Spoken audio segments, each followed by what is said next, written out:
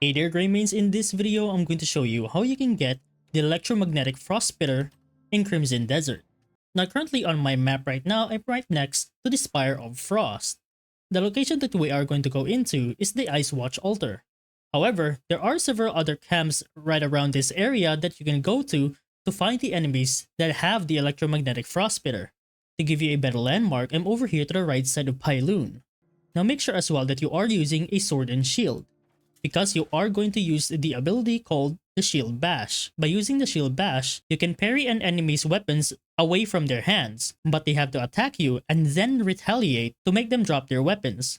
For the enemies that have the Electromagnetic Frostspitter, they don't actually do melee attacks, so you're going to have to do some maneuvering, so I'm going to show you. For any of these enemies that are going to attack, I'm going to wait for them to hit me and then do the Shield Bash. And as you can see right there, he lost control of his mace and his shield. But we're going to have to do some maneuvering for this guy right here because on his hands is the Electromagnetic Frostspitter. Now what we are going to have to do is make sure you're locked onto the enemy and wait for anybody else to attack you for you to do the parry. Alright here, now hold on your guard, wait for somebody else to do a melee attack. And as you can see right there, they lost control of the Electromagnetic Frostspitter once again. And make sure you don't forget as well to make sure you have some pets on you to collect the weapons that I've managed to drop on the ground. And I'll show you once again.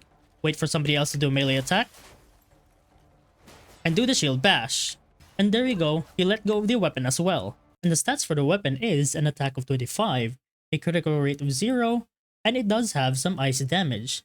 But to be careful, this weapon does have a durability. So you can't really have this for long, so the more you use it, it's eventually going to break. But if you just want to have fun with it, you can even use it to freeze down water. As you can see right here. And this is what the weapon would look like on Cliff.